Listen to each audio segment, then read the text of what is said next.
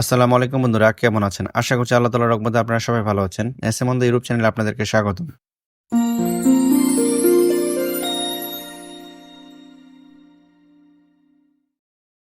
আজকে ৪ ডিসেম্বর ২০২৪ বুধবার। আজকের দিনটি বিএফএস গ্লোবালের পাসপোর্ট রিটার্ন সংখ্যা কেমন ছিল এবং ভিসা ডেলিভারি সংখ্যা কেমন ছিল তা নিয়ে আপনাদের সাথে কথা বলবো। এছাড়া ভিডিওতে আরো থাকছে ইতালি এম্বাসি কেন ভিসা দিতে এত দেরি করছে, বর্তমানে কোন কোন ক্যাটাগরির ভিসাগুলো সবচেয়ে বেশি এবং আগে পাবে এবং কোন ক্যাটাগরির ভিসাগুলো কম পাবে, এর মূল কারণ এবং বিস্তারিত আপনাদের সাথে আলোচনা করব। তার আগে আপনাদের কাছে একটা অনুরোধ থাকবে, যারা যারা আমার চ্যানেলটিতে নতুন রয়েছেন দয়া করে চ্যানেলটি সাবস্ক্রাইব করে রাখবেন যেন আমাদের ইউরোপ সংক্রান্ত সকল ভিডিও আপনাদের কাছে পৌঁছে যায়। আজকে বিএফএস গ্লোবালের পাসপোর্ট রিটার্ন সংখ্যা ছিল প্রায় 480-র মতো। যারা পাসপোর্ট রিটার্ন পেয়েছেন এদের জমা সংখ্যা ছিল 2023 এবং 2024 সালের এবং ভিসা ডেলিভারি সংখ্যা ছিল প্রায় 22টি। এদের মধ্যে স্পন্সর ভিসা ছিল 3টি, যেগুলো 2023 সালের নভেম্বর এবং ডিসেম্বর মাসে জমা করা হয়েছিল। এছাড়া আরো একটি ভিসা বের হয়েছে, এটি 2024 সালের ফেব্রুয়ারিতে জমা করা হয়েছিল। এবং এগ্রিকালচার ভিসা ছিল 2টি, যেগুলো 2023 সালের অক্টোবরের জমা করা হয়েছিল। আর ডোমেস্টিক ভিসা আজকে ছিল না, কিন্তু ফ্যামিলি ভিসা ছিল মোট 4টি। আমরা জানি ফ্যামিলি ভিসা বরাবর সবসময় বের হতে থাকবে, এখানে কোনো বাধা বা কোনো সমস্যা থাকবে না। যদি কারো ডকুমেন্টের সমস্যা হয়ে থাকে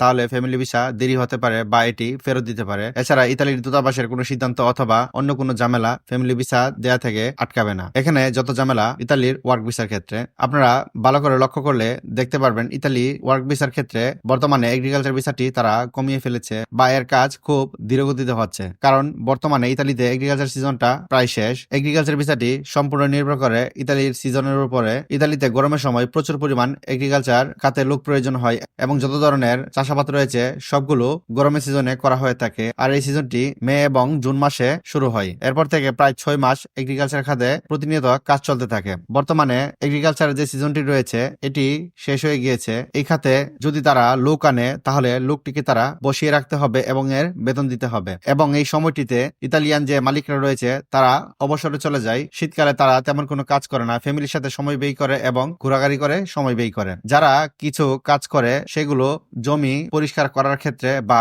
জমি প্রস্তুত করার ক্ষেত্রে কিছু কাজ করে থাকে। এছাড়া চাষাবাদের ক্ষেত্রে কোনো ধরনের লোকের প্রয়োজন হয় না। ইতালিয়ান এম্বাসি যারা ভিসা দেয় তারা বাংলাদেশি নয়, তারা সম্পূর্ণ ইতালিয়ান। তারা জানে কখন এগ্রিকালচার খাতে লোক প্রয়োজন হয়। তারা এটি বুঝতে পেরে এগ্রিকালচার খাতে ভিসা দেওয়াটা কমিয়ে ফেলেছে। 2025-এর মার্চ এবং এপ্রিলে তারা এগ্রিকালচার খাতে অনেক পরিমাণ ভিসা দিবে, কিন্তু এখানে স্পন্সর যে খাতটি রয়েছে এই খাতে তারা মোটামুটি ভালো একটি অংশ ভিসা দিবে, কারণ স্পন্সর খাতে কোনো ধরনের সিজন থাকে না। যেই মালিক স্পন্সর খাতে ভিসার জন্য আবেদন করেছিলেন তার এখানে বছরের 12টি মাসই লোকের প্রয়োজন হয় বা কাজ চলতে থাকে। কিছু কিছু অংশে এই শীত মৌসুমে 2 থেকে 3 মাস স্পন্সর খাতে কাজ একটু কম থাকে, তারপরেও এই খাতে লোকের কোনো সমস্যা থাকে না। সেই জন্য ইতালি এম্বাসি স্পন্সর খাতে তারা তাদের ভিসা দেওয়ার কাজটি চালিয়ে যেতে থাকবে এবং আগের তুলনায় মোটামুটি ভালো পরিমাণ ভিসা দিবে যদি তাদের নুলাস্তাগুলো সঠিক হয়ে থাকে। যারা এগ্রিকালচার খাতে জমা দিয়েছিলেন তারা স্পন্সর থেকেও একটু কম ভিসা পাবেন এবং আপনাদের কাজটি ধীরগতিতে চলবে। আপনারা এটি জেনে রাখবেন, ইতালির ওয়ার্ক ভিসা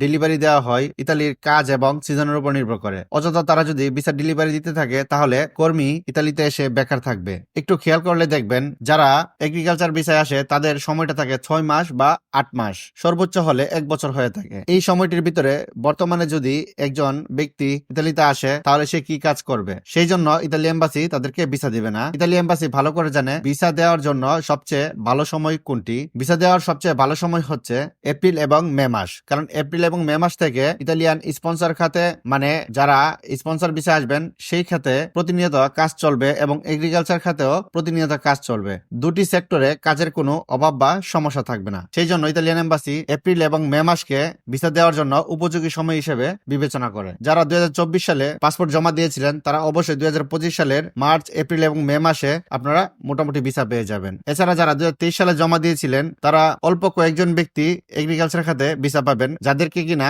মালিকের খুব প্রয়োজন এবং তাদেরকে ইতালিতে এনে মালিক বিভিন্ন কাজকর্ম করাবে। যেমন ফার্ম ক্ষেত্রে অনেক কাজ থাকে যেখানে এগ্রিকালচার খাতের সাথে কোনো মিল থাকে না। ইতালিতে অনেক ধরনের ফার্ম রয়েছে, যেমন ছাগল, ভেড়া অথবা গরু। এই ফার্মগুলোর দেখাশোনার জন্য লোকের প্রয়োজন হয়। এখানে যে ভিসাটি দরকার হয় এটিও তারা এগ্রিকালচার ক্যাটাগরিতে লোক নিয়ে আসে। তাই যারাই বর্তমানে এগ্রিকালচার খাতে ভিসা পাবেন এদের মোটামুটি একটা অংশ এই ক্যাটাগরিতে পড়ে, সেই জন্য তাদেরকে ইতালিয়ান এম্বাসি ভিসা দিচ্ছে। আর অধিকাংশরাই ভিসা পাবেন 2025 সালের মার্চ, এপ্রিল এবং মে মাসের দিকে। বন্ধুরা, আপনাদের সাথে আরেকটি তথ্য শেয়ার করে রাখি। বর্তমানে ইতালি এম্বাসি তাদের নুলাস্তা জমা দেওয়ার অ্যাপয়েন্টমেন্ট ডেট স্থগিত করে রেখেছে। বেশ কয়েক মাস পার হয়ে গেল, এখনো তারা অ্যাপয়েন্টমেন্ট দেওয়া শুরু করেনি। আশা করি বর্তমানে যে ডিসেম্বর মাসটি চলছে, এই মাসের মধ্যেই তারা তাদের কার্যক্রমটা শুরু করে দিবে। হয়তো তারা তাদের পিছনের কাজগুলো কমিয়ে নেওয়ার চেষ্টা করছে। এই ডিসেম্বর মাসকে কাজে লাগিয়ে বলার চেষ্টা করছে যখন অ্যাপয়েন্টমেন্ট ডেট চালু হবে তখন তারা টাকার বিনিময়ে অ্যাপয়েন্টমেন্ট ডেট দিতে পারবে। আপনারা এটিতে কখনোই কান দিবেন না।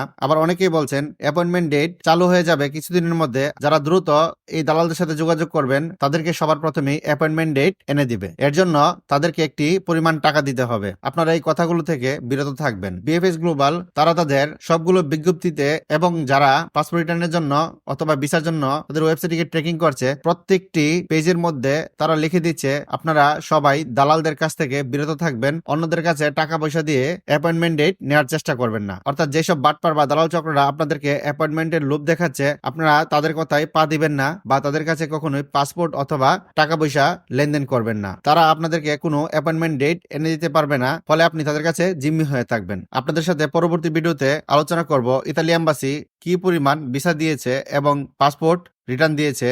এর উপর নির্ভর করে আপনারা ধারণা করতে পারবেন ইতালি এম্বাসিতে কি পরিমাণ পাসপোর্ট জমা রয়েছে এবং কি পরিমাণ পাসপোর্ট রিটার্ন দেওয়া হয়েছে। সবাই ভালো থাকবেন, সুস্থ থাকবেন। আসসালামু আলাইকুম।